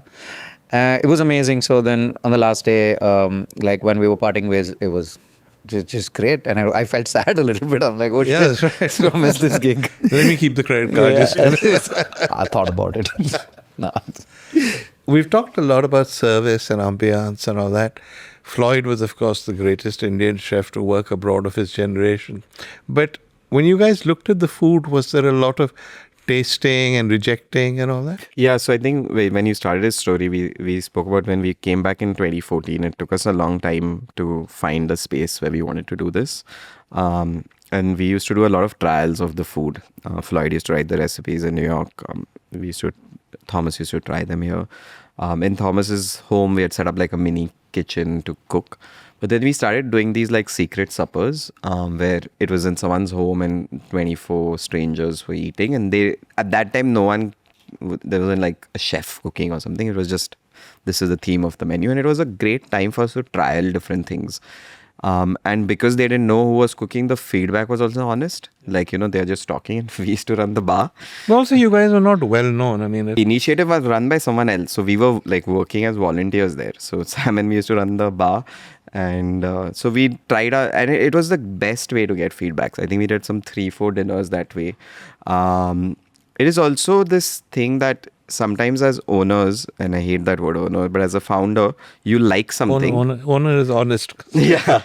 But the guest is not going to really, in something they don't enjoy, right? And you fantasize on things too much, but you need to let your ego aside and just evolve the menu If consistently. they want olive oil rather than expensive butter, they get the olive oil. So we, I think, struggled at the start with our vegetarian part of our menu. Okay. Because honestly, I think it was more of an afterthought. I think it was veg versions of the non-veg things we were doing. And I think in the first 6 months, like if you look at our Zomato and TripAdvisor reviews, that would have been the common trend, that the vegetarian part. And I think then we just focused a lot more on it. And there also, in our first rendition of trying to make the veg menu much more glamorous, we made the biggest mistakes again. Like, so Chef, remember in the US, he used to make a really good watermelon curry. He used to use so we Vikas made Khanna still makes it, by the way. yeah. So One of his specialties. we tried doing that. Then we tried. He doing, makes a pineapple curry. Yeah, he Same makes a idea. pie, Same idea, no? yeah. So Except we did it with paneer we did it with paneer. instead of I think I used to cringe. to make it. I think we were like But trying you know, to. vegetarians are always at a disadvantage because no good chef or restaurant manager worth his salt is a vegetarian. So you can't really make the stuff you really enjoy. So you have to put yourselves in their minds Exactly. and try and figure out what And they to be would- fair, I feel for vegetarians, India is a great place to be. Yeah, You bunch know, of like, Although what so didn't much help was option. the fact that our first seasonal change came in the summer because we opened in February. And what do you have in the summer? Kaddu and Loki. And we tried to put Shades that of on kaddu on that menu. Like, it was all the crazy. watery But, vegetables. listen, but you guys got pretty good reviews to the extent that there were reviews. Yeah. There wasn't that much social from the day you opened. Yes. right? Yes, That is true. That is true. Yeah, you had no difficulty at all winning public approval. You were full quite soon. Yes. Yeah, I feel like to the nuanced like eater, like people who like travel the world, what they liked is what you said, is that for once we've walked into a restaurant where people are taking care of us but leaving us alone also. You know, like not too much like someone just pouring water every 5 seconds, like letting you have your own conversations. Yeah, that's right. And then the food was like food of flavors that they remember, they appreciate, but obviously the formats were different. So that nostalgia played a huge part to it. So, but to people, like if we were having a conversation and someone said, "Hey, Bombay Canteen chalu hai, Indian restaurant." When someone says that and you go walk into the restaurant, there is already an expectation that there is a palak paneer on the menu. So that's why for those kind of people, it was like a slight education process. And we didn't want to be the ones saying that, "Oh, we have this amazing Mithai regular salad, this methi comes from here and that." No, we don't. Like, this is it. And people are like, "Oh, it's too bitter. I don't eat an Indian salad." So you couldn't change that, I feel. But I hated using the word modern Indian. Like, I still don't feel like, I always But say even this whole farm to table provenance stuff has gone Yeah. too far. A very crap meal, the guy says, these carrots come from a farm we have near Pune. Yeah. Well, go to the farm and just give me a bloody carrot. Yeah, exactly. It just goes too far. I feel like I always like to describe it as like in You may anything not we've look done. on your face, but we'll leave it at that. Yeah. Okay. I think it was the Indian Mera pyara India carrot. of today that we do. Mera pyara carrot. Yeah. There is carrots on the menu. There are carrots on the menu currently at Canteen. So I'm like, Why, you're a man who trained on carrot. yeah, exactly. That carrot is delicious. I think we do justice to carrots. Correct. Okay, so you had Thomas as your opening chef, and he apparently had something to do with Eggs Kejriwal, which was your big breakout hit in a way, no? The Wellington Club had served it for years, and except for a few old Parsis, nobody noticed it. So tell us how you guys put it on the menu. I think it was, literally remember this so clearly, I think it was 9th or 10th of February that Arvind Kejriwal won the elections in Delhi at that point. And someone had thrown an egg on his face during that campaign. And Giving a as whole new joke- definition to the phrase Eggs Kejriwal. Yes, Kejriwal. So that's what we called it. So, and that's kind of the reason why it went on the menu as a special, where we had this chutney, which is the Kejriwal chutney, as we call it now. For But that another is dish. your chutney, right? That's the one. Wellington That's the Club, one. that was That was the Thomas's, reason it yeah. worked was because Thomas did this chutney. Exactly. Otherwise, it's Amul cheese, egg, Yeah, and that's brioche right. bread. And we Actually, the dish was, so we had a bani chow we used to make. And we used to have a big bread, and we used to cut the tops of these bread. So we used to use the brioche part of it, dig out and put. So we used to have lots of tops left, like like these. So for Now the truth comes out. Yeah. That's why it's made with brioche. Yeah. and that's why it's still round. Why would we make a round brioche? So we had a round, like these tops. So for like staff meals, for family meals, we had that with a fried egg and cheese on top. And I think Sam had asked Thomas, "Can you put some chutney or like make this interesting for me?" And then this, like, it was just a great curiosity conversation. And I think you had it on one of your first trips, and you wrote about it, and it just went viral after that. Like, it's like, And then everybody, the Wellington Club has been for years. Yeah. Now it crops up on all kinds of Yeah. menus, and Yeah. various people take credit saying we introduced it. Yeah, No, it we was don't. Yeah. Bombay Canteen. No? Yeah. That introduced it to the world. and It we've was- met that Mr. Kejriwal's yeah, I mean, family. his family is coming to Bombay Canteen as well. What is this Malayali chutney? But when you joined, Bombay Canteen was already up and running, right? Yeah. Yes. And so you joined first as a sous chef to Thomas? Yes, I did. Yeah. Yep. And then your moment of glory, at least from my eyes, because I had no clue who you were, comes with O Pedro, which was just a spectacular restaurant. So how did you think of that menu? Well, I had very little to do with it. Floyd had a lot to do with it. Let me just put it that No, way. but to put it in perspective, Floyd took his Goan food very seriously. Yes. The success of O Pedro was you didn't take it that seriously. You played around with it. You did funny things. Even that message you got on the phone when you tried to book a table was funny. So from the moment you entered O Pedro, there was a sense of joy to it, no? Yes, and we still, all of us, call it a happy place because is a that very happy exactly place, is a very happy place for all of us. And like with every restaurant, right? Like you can't just build a restaurant all by yourself. There's a village that helps you build it. And I had that village in Samir, Yash, and Floyd, and including Chef Thomas at that point, because I was setting out for the first time from being a sous chef to a chef, and that transition is very hard because now you don't have anybody above you to kind of validate your decisions. Your decisions are yours. That menu came through 8-9 months of real hard work and research, and like going into homes in Goa, trying to understand the food because I knew very little. When Floyd presented the idea and said that, oh, okay, 2 years now we're going to do a restaurant. And when he said it's Goan, I first frowned on the idea because I said, hey, listen, there's a swimming pool here with the Bombay Canteen, and now you give me a bucket in terms of Goa. How am I going to, like, what am I going to do with this? But as I started eating my way through Goa, as we started like doing our food trips, our research trips and all of that, I realized that there was great depth here. But you guys have done a lot of research, because I remember going to Goa and Sameer sent me a list of places where we could go to eat, and they were all unusual places. They were none of the standard places. Yes. And through those places, did we understand that, well, there is a lot of depth here. So that made us come to a conclusion that we need to go to Portugal to find out what and how colonization, the effects that it had. This was really necessary. You guys just wanted a trip abroad. Well, Even I asked the question. Yes, Yeah, because he had to stay back because behind the he- restaurant. Yeah. They So came, he still asked the you question. came back with one egg tart. There was nothing else. Yeah. And lots of funny a stories. lot of funny stories. So yeah, we made that trip. I worked in kitchens there, to be honest, with Jose Aviles. I worked in Jose Aviles' kitchen over there, trying to understand. Working in his kitchens, I kind of understood a little bit about what they were doing.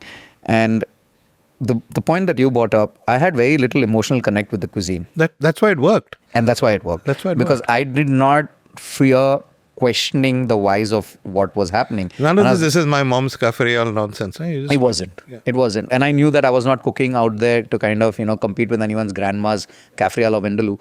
I knew what we were trying to do was that we were trying to cook Goan food for Bombay. We were trying to be a Goan-inspired bar and restaurant. And I knew that dialogue or that narrative was absolutely important to me, because that gave me the liberty to kind of play around with everything that existed there.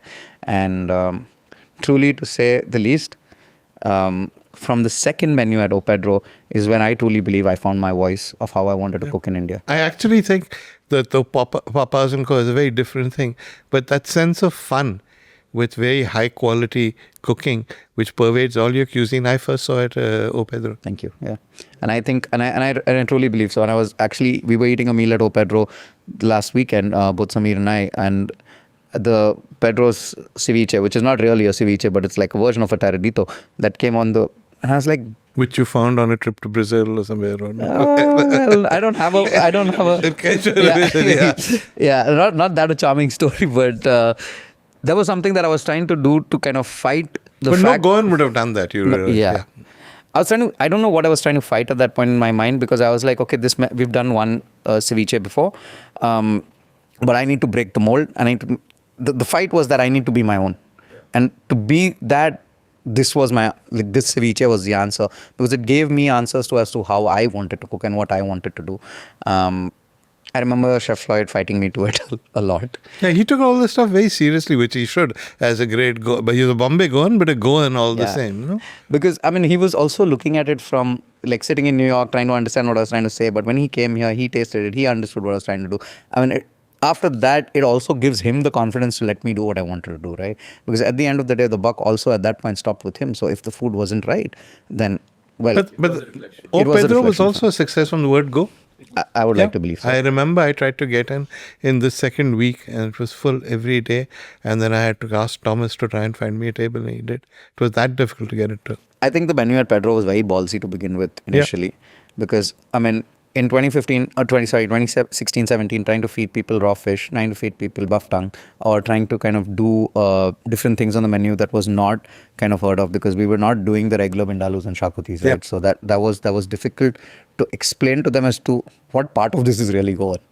And I feel till today that there was a pretty ballsy menu for 2017, and that changed the way people looked at Goan food, and also I think changed. I would say that. I would say that all these Goans get very agitated with their idea of modern Goan food. But frankly, you should have a bit of distance from a cuisine. Love it, but not take it too seriously. Which, if you think about it, is what Gagan is doing with his food. I mean, it's not classic Indian either.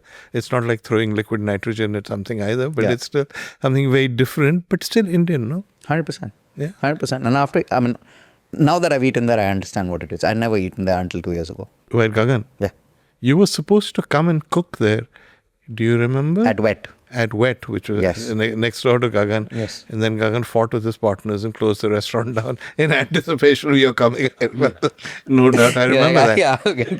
I'm getting a Muslim chef to come and cook Goan food. Okay, we shut the restaurant. Not happening. But like, when I brought that whole Gagan team to come and eat at Pedro. Yes. And there was Fabio, who's Portuguese. True. Yeah. Yes. And he loved the food. Yes. Yeah. So you really, there was something internationally appealing about your food. Agreed. I mean, we always speak amongst ourselves about form versus flavor, and we always talk about that one thing that kind of defines the food, wherein if you're extending the form of the dish, then you keep the flavor something that is reminiscent to you or something that can strike a chord. And if you're stretching the flavor, then you keep the form as something that is recognizable. Because those two things, if you try and stretch them and you say that you're trying to push the envelope, then it becomes alien. Exactly. You don't connect to your audience. And like I always say, that there is a time and place for everything. Sometimes some dishes make sense in 2015 and some dishes make sense in 2020, and not necessarily the other way around. So you just need to be aware of it. You need to be But cognizant. also, if you're a very good chef, which, without wishing to unduly flatter you, you are, if you have some fun idea of a cuisine and you experiment with it, something good will almost inevitably result from it, no? I believe so, yes. It will. And I think that you need to, I mean, the first thing for why it will happen or why it should happen is because you are secure in what you want to do and what you want to put out there. Like for a lot of chefs out there, like you just need to be secure enough in your craft to put your head down and just be able to do what you want to do, rather than kind of look over your shoulder and look around and see what's happening. But also, it takes chefs a little bit of time to find their own voice in a restaurant. And I think you're right. With the second menu or so, when you knew Pedro was working, you didn't bother about what purists were saying or whatever, and you just did the kind of food you enjoyed making, no? Yeah. And I think that's the secret here, right? Like if you cook what you wish to eat or what you think you enjoy eating, and that's about all there is. Because if the emotion... Which is why the vegetarian food is always bad, na? You don't wish to eat paneer curry. Yeah, but I wouldn't ever hold myself guilty to that, because I believe that we come up with great vegetarian menus, and I can say this very honestly today, is that I always I've never think eaten any vegetarian food. So you should. I would highly recommend. We'll do a whole veg tour for you in Bombay next time. Yeah. what harm have I done? He's like, what have I done to you for you to do this to me? But, okay, so let's continue with this chronologically. You guys all have some connection, generally with America. Yes. You come back, you start this new kind of restaurant. Well, they start this new kind of, and you join them for the first one, but the second one you're pretty much involved with from the beginning. And you're like the toast of the town. You're like the hottest restaurateurs. So what happens next? What happens next is we get really tired of opening 3,000-4,000 square feet spaces. Yeah. I'm being a little flippant about that. I think it was more that I think all of us were very ambitious as a group. But what became obvious to us were a couple of things. One, finding these large spaces is an expensive affair, and they're far and few between. Number two, just because you put one of the same thing you do 10 kilometers away doesn't make it special. Yeah. I think we recognized that there was a certain uniqueness to the style of service, to the food, to everything we were doing there. And that really doesn't lend itself to scale. And I think that's where there was a really honest conversation amongst us that if we wanted to do something, I think it would look like a product. I think I'd be lying to say that if all of us didn't see what was happening in America, whether with Shake Shack or with other companies where, there was a version of something which was more process driven that would eventually drive scale. The restaurants were still the jewels in the crown, and then eventually something showed up which could scale. And I think one of the first things we tried to do was bottle the Kejriwal sauce. Yeah. We definitely tried to do that. But we also was realizing that sauces, chutneys, pickles, all of this was so commoditized and our brains didn't work in that way. And that's when Yash took one very lovely trip, which he'll tell you about. This is the Istanbul trip. Yeah. Yes. Tell me about it. I wrote about it, so I remember it. Actually, it's funny because I've not been to Turkey. I was at the airport. They don't clearly don't. You take were me changing vacation. planes. Yeah, I was changing and planes. in the duty free shop. Okay. Yeah, so I was changing planes. I was flying to New York because Floyd had opened Pawala. Yeah, and I was helping him with operations there. And I was changing planes. And what really struck me, I always say it's simple. Like just this person saying like, try the baklava. Don't buy it. Like just try it. And that sense of passion came through. And I tried it and I just stood there for a moment and I was looking at people buying like Turkish delights and like baklava. And you've flown from this Mumbai airport where we are selling Swiss chocolates like we've made like farm to table kinds. And it like, I remember coming back from the trip and we went to Phoenix Mills. I took Sam and made a presentation of an idea I wanted to present to him, saying that if we were able to in 2015 take a different look at what Indian food looks like, why can't we do that with Indian sweets? So that was like the genesis of that idea. And yeah, him and Floyd loved it, and we said we definitely don't know how to make Indian sweets. So I remember we started eating a lot of Indian sweets. Like we used to order Indian sweets from all over India and just try them. And honestly, after that much sugar, we used to be sick at the end of it and realize that, okay, there is something here. And what stood out for us is the same, like form versus flavors. Like there are forms of mithai we've grown up on, right? And like as simple as a kaju katli, right? Like you've grown up on it, but in terms of flavor, it's never really enhanced over time, like in terms of the ingredients they were using or the technique they've been using. And in the last 10 years, at that time, I looked at it from the point that just we grew up on, instead of, we went from dairy milk to kaju katlis to directly like a cupcake macaroon, right? Because Indian sweets never really got aspirational. And yeah, we started working with it, and I feel like just finding Chef Girish, who again was Hussein's batchmate at Not my Lakh. batchmate, senior. Thomas's And, batchmate. Thomas, man. Actually, all of this happened now that you While we were mentioned it, building while we were Opedro. building Opedro. Yeah. And, Oh, really? It was yeah, that- so it was that in fast. parallel happening. We were having these conversations as we were building out Opedro, and we knew we had to build. I still remember we met Chef Girish for the first time 2 or 3 weeks after Opedro opened, and I think he also happened to be at that crossroads in his life. He was working in Bangalore at that time, and he had grown up in Manipal.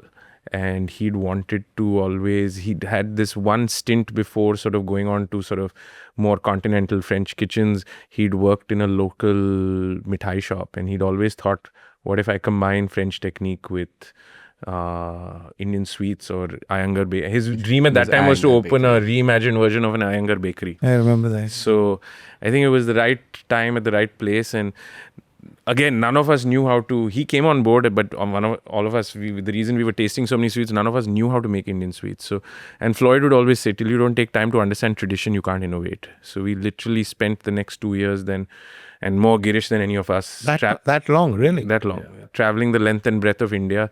He's got some amazing stories of like going to Coimbatore for the first time to learn from a halwai. For day one, the guy was like, you sit there and watch. And then slowly he made his way to the kadai and was taught, etc. So it was a proper process. We joined him on some of the trips. And it was amazing. I remember going to Jaipur with him and seeing ghevar made for the first time. And it's almost like this, like, beauty to it, the way he's dropping the batter in that hot oil and how it's being built little by little. So, and that's what we wanted to bring back and kind of led to what, like Yash was saying, the genesis of Bombay Sweet Shop. Why did you choose such a dodgy location for the first one? Cheap rent. Okay, so it was an experimental thing. It was experiment. We knew we needed a production facility, and we knew we couldn't open it in a sort of. Actually, funny enough, we debated. We almost signed a space in Phoenix Mills at that time. Thank God we didn't. And We also wanted to be an experience center. Like if you go to Switzerland, you go to a chocolate factory, right? If you go to France, you want to stand outside a bakery, see a croissant. When was the last time anyone saw a bundi laddu being made? And doing that on expensive rent with an idea which we thought, so it made sense at that point to do Again, it in Baikala. it was an instant success, right? well, 10 for days. 10 days till COVID hit in full form. Yeah, I was going to say that. I came at the eve of COVID hitting the full form. Yeah. And I remember having this long conversation with Floyd and saying bye to him. And he said, I'm leaving tonight for New York. And then, of course, he got COVID and it didn't work well. And all of us worried if he'd been infected. In fact, he didn't infect any of us, I have to say that. We were all fine. And I was sitting like this across Yeah. him. I remember we were all sitting together in that so corner. I don't know what happened. But after that, after the tragedy, which was unexpected and I'm sure destroyed all of you, even though all of us who didn't know him so well were so upset, for you it must have been devastating. There was a strange backlash against Bombay Canteen. That why didn't you tell us that Floyd had COVID and why didn't you take measures, etc. And it was never clear to me what the logic of that campaign was or where it came from. But you guys were upset, right? I think you used the right word, devastated. Yeah. And I think all I can think back and say is that people knew so little about the disease Yeah. that I think the smallest iota of information became something to hold on to. And it was soul crushing, literally, to have people like accuse us of doing something which we clearly didn't. But that's the day and age of social media, unfortunately. It takes a life But I of its remember own. people saying that I went and ate at Bombay Canteen and Floyd wasn't even there. And I didn't realize I was putting my life in danger. And I responded saying, I sat across the table from him and he didn't put my life in danger. How could you possibly have been in danger? Correct. So, But it lasted for a while. I never understood where it came from. I feel it was like now we can talk about it. In that point, I think we were just so emotionally stressed. I remember he was really upset. And then when we found out Chef Floyd had passed away, like all of that didn't matter, right? Like we And were it was very quick, no? For the time we already had it. Yeah. So, yeah, it wasn't. I feel like, and we were emotionally in a bad place, but you were angry at what was happening, and at the same At time, the injustice of it all, wouldn't that anger you? yeah, it did. That's but like, exactly what angered us. At that point, there were three things, right? Like there's Chef Floyd and his family, then this anger, and then there is like business is done. You're like, so our team strength that time used to be like 240 people. So I think we were angry, to be fair, like I can imagine. And I think it took a lot of people to just say like, just stay quiet, like keep your heads down. It's the right thing to do. And then it faded away. Yeah. As quickly as it had come and as unreasonably. Yeah. And Bombay Sweet Shop then, as a tragedy, has become like a byword for modern versions of Indian sweets. I don't know if you guys realized that it was going to be so revolutionary. I feel like we didn't. I feel, but if for any other restaurateur to say, I feel any business owner in COVID, we were all in the same boat, right? Like you couldn't ask for advice to anyone because no one had seen something like that, right? So we reopened Sweet Shop in July just for deliveries. Again, 11 of us, but we used to do at Pedro. Chef Girish used to be the dishwasher because we didn't have so he used to help. So he used to make like a small chocolate cake. He used to be so. Then we were like, okay, let's open Sweet Shop. And we were like, let's make maybe 50 boxes a day and see how we can sell it online. We figured out e-commerce. We figured out D2C, Shopify ourselves. And I feel it was that goodwill of Bombay Canteen and Pedro that we had created that people trusted a new Mithai brand online. But also the product is very good. Yeah. I do feel like, and our first Raksha Bandhan, we like sold out. Like we had never thought that Indian festival, I don't know why we didn't figure this out, but that Indian festivals will be so big for us. And we had made the most amazing kaju roll. It was covered in chocolate and different colors. But when it sat in a box, it looked like a Rakhi. And we were so happy with ourselves. Hey, unlike Bombay Canteen, but yeah. And didn't realize that India, it gets really hot in the monsoons. By the time this thing was reaching people, it was like a flat chocolate cake, and not a beautiful Rakhi looking one. So there were these huge ups and downs we've had. And we've kept, I think that brand kept us also honest, because for me and Sam, we had to also unlearn a lot of things. We I think after 2 years sat with each other of Sweet Shop and said, this is not a restaurant. We can't run this as a restaurant. This has a product. This needs separate teams. This needs a very different way of thinking of form versus flavor. This needs to be thought of how they open the box at home and stuff like that. So it's been fun. As my director has written in the question she gave me, this is the way you're going to scale up and get lots of new investment. Is that accurate? Well, we just did raise an institutional... So she's not wrong. No, we just did raise an institutional round, but I think not because of Bombay Sweet Shop, but because I think we realized where Hunger Inc. is now going. I think since then we've also opened Veronica's and Papa's. Veronica's came after that. After, yeah. And Papa's is the last one, 2 years ago. And for us, it became like 2 years ago again. I think the beauty of all of us working together is we have a way of keeping each other honest, and we have really honest conversations with each other. We were touching 400 odd people, and we were realizing that to take the next steps, we had all the big company problems, but none of the big company resources. So, which is when it kind of started to make sense to finally take institutional money, not for any other reason, and there was a reason why we never took it earlier, was because if you're making single restaurants, taking growth capital makes no sense. Like money wants to make more money. So they'll be like, next. And those incentives are completely misaligned. But with Sweet Shop now, we have that ability, because today Bombay Sweet Shop is making its sixth and seventh store in Bombay.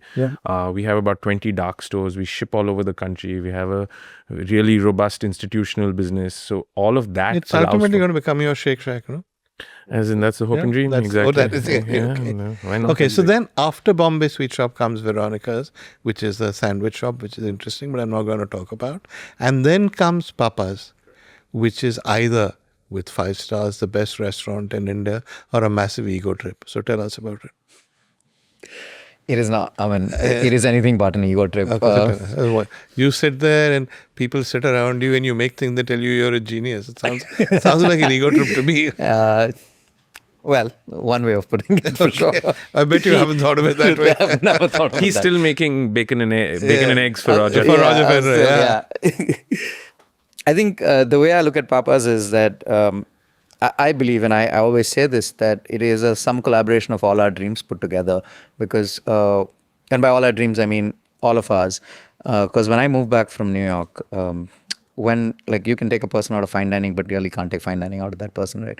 I was bored of like 16 people being bent over a plate with dots and stuff like that. So Bombay Canteen made absolute sense. But always that instinct of being in an EMP and being in that environment really never left me.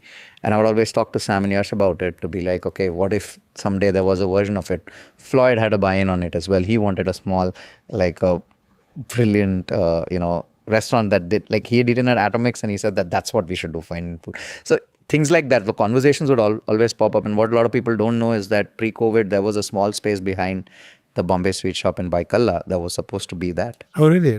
Yeah, nobody knows that. Yeah, actually, because- the We make namkeen there. sweet factory we were convinced no one is going to come to that location.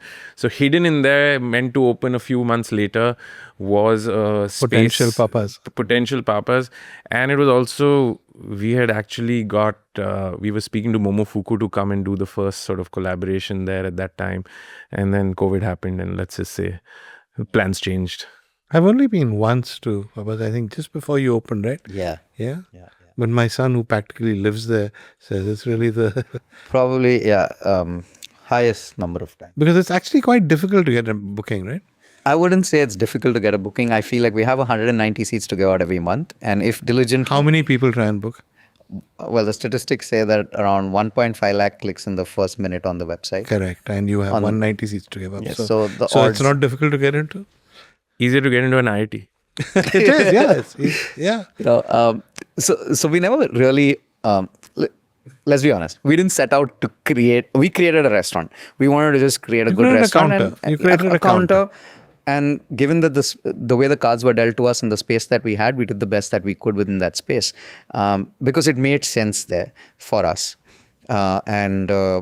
Well, that was what we were given, and we chose to do it a certain way. We wanted to do it 4 nights a week because you've been there, you know that it's a proper production. It's an entire production, and I wish to want to do it as opposed to have to do it. And 4 nights felt like the right amount of time to be able to do that, so that you come in every day energized enough to want to do it. The fifth service never made sense.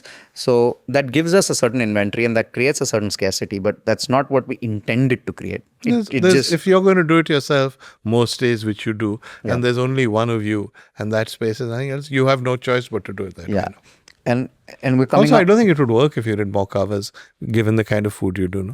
correct. And it creates a certain sense, there's a certain sense of intimacy that space creates. There's a certain sense of warmth that space has. And it wouldn't be the same, like you rightly mentioned, with more people. And like on the 16th, on this Sunday, we come up on 2 years. We're coming up on 2 years. Really? It's been that long, yeah? Yes, it has been that long. And it just feels like yesterday. And for people who don't know what it is, which is most of the world because you won't let them in, just explain what it is. It's his fault. He doesn't let them. He doesn't let them in, yeah. Yeah, it's all me. Only 12 people at a time allowed to tell him he's a genius. I'm the gatekeeper. But tell us what the concept is. So Papa's is a 12-seater chef's counter, which is built on the concept of a Singaporean shop house, where there's Veronica's downstairs, which is the chef's restaurant, and upstairs is the chef's home where he cooks or throws a dinner party 4 nights a week. So that was the thought that we led with to build Papa's. And the way Papa's is designed is that imagine if Wes Anderson had a home in 80s Bandra. What would that look like? So if you look at the way the tiles are laid out, you look at the way the colors are, you look at the symmetry over there, you'll understand that it means It's the Grand Bandra Hotel. Yeah. It's not the Grand Budapest, but Okay, all right. and that was a thought with which we led, and the kind of food that the canvas was really blank when I was trying to kind of make the food for Papas, because I'm very confident to say that today that this has been one of the menus that have failed at the most. In the 8 months that we ate decent food, but not good enough for Papas, because the doubt was, I doubted myself a couple of times in those 8 months to be like, okay, do I really now know how to cook, or am I not cooking the right thing? Because I just didn't know where to start and where to end. And then when we were trying to put dishes into it, he ate the first ever rendition of the Papa's menu entirely with Nicolina, and it was a 17 course, 4.5 hour long meal, and I wanted to shoot myself at the end of it. Yeah. While they were like screwing, like putting the wallpaper next to us. Okay. So they were putting the wallpaper up, and we did the first service in there, and I was literally wanting to kill myself because that was not what I wanted to do. Correct. That was not the experience that I wanted to deliver. And we were all in sync that was not what we... And we can say that we all grew up in fine dining restaurants. So there's a part of it that we really loved, but there are also parts But that we 4.5 hours and 17 courses. You're a chef, not an alchemist, no? Correct. True. So I think I had to reel it back in a couple of notches. And when we did, we found our sweet spot. And today... And there's no logic to the menu. It's just what you like cooking, right? Yes, it is based on a true sense of who we are as people. The idea of the menu kind of motivates you to think a Who's little... we as people? Yeah? These guys don't do the food. You do the food.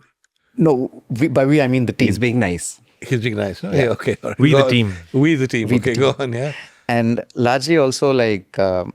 I lost my train of thought. But what I But want basically, it's just dishes you want to cook, ingredients that you found that you think are interesting, Yeah. that will, and you turn them into dishes that people like. Yeah. And it would not be successful whether you had 200 seats or 12 seats if the food wasn't so good, no? But I think you said something earlier. You said as a chef, he learned at Pedro not to take himself too seriously. He And doesn't, huh? And I think that's what shows eventually. But I mean, And I think about, pretend you're not here. The thing about his food is that there's joy in it. No? Yeah, exactly. And how do you bring that out? And I think the joy also comes up in conversation, right? Like the creative process is such. I was sitting there, like a first rendition of the rabbit dish came out, and Yash bit into it, and we were doing the trials at Pedro. And Yash being Yash, he was like, imagine if there were some bugs on it, it would be Bugs Bunny. and that led to a certain thought process. That one joke in that moment led to a thought process, which is now taken its fourth avatar on the menu. Right? What is the current version of the rabbit dish? So we do an a la Kiev with the rabbit, which is in the form of a Indian Shami kebab meets a Spanish croquet, but an a la Kiev. Well, like breaded and fried. Breaded with vermicelli and fried like you would a Shami kebab, but when you break into it, it's...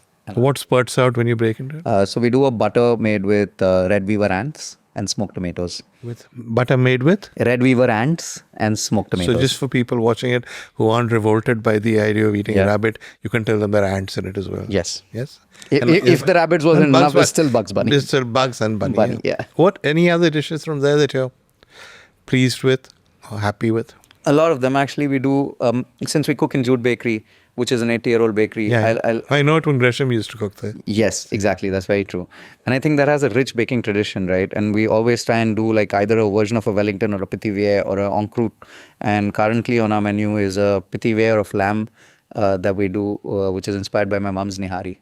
That's interesting. It talks a lot about my classical upbringing or my upbringing. It merges both your classical training and your origins. Exactly. So I think that's exactly what the food at Papa's is, right? Because it kind of borrows from my heritage of growing up in a Bori Muslim household. I start the meal with desserts. I end the meal with, say, a reference to me eating vanilla soft serve and salted french fries from McDonald's. But it's as playful, but at the same time, it also kind of ties in a little bit of your origin. And I think I like that. Yeah, I think it's spectacular food. Okay, what else you guys like to eat when you're not eating at your own restaurants? Is there any way you'd go to? Yeah. Where would you go? I mean, I'm a absolute dosa fan.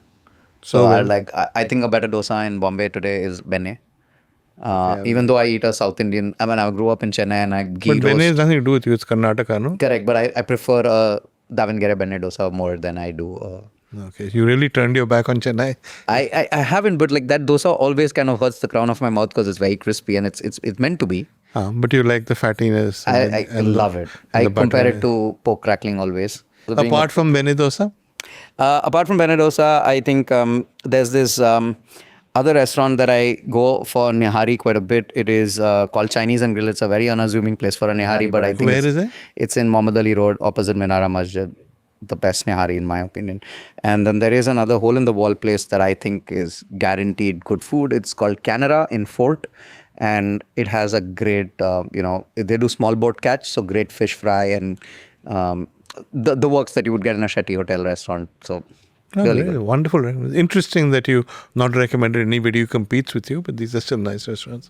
Yeah, I just feel that that's my take on. That's your okay. Yeah. Where would you go? I think after a while, we went to Trishna last week. I hadn't been there in a long time, so I think... You like it? I love it. I think there are certain... I had never eaten the tandoori. We ate in Varun Totlani's kitchen the other day, and he's a Trishna fan. He does a crab, tandoori crab, which is a tribute to Trishna. Better than Trishna has ever cooked, but he's always humble enough. So funnily enough, we'd never eaten the tandoori crab, and because of Varun, we ate the tandoori crab on last week. But everybody else just eats a butter garlic, but he says tandoori is better. It's actually quite good. Yeah, then? I am a fan of Americano. And oh, good. Somebody recommending a compared today. Okay, great. He I didn't know I had to do that. I was looking at like hole in the wall obscure places. Okay, so you can recommend now. Let him finish and then I'll do it. He loves Americano more than our restaurants. He got engaged there. I got engaged. I proposed to my dear wife over so then it's more important. Yeah. I think those two come to mind right now. Your turn.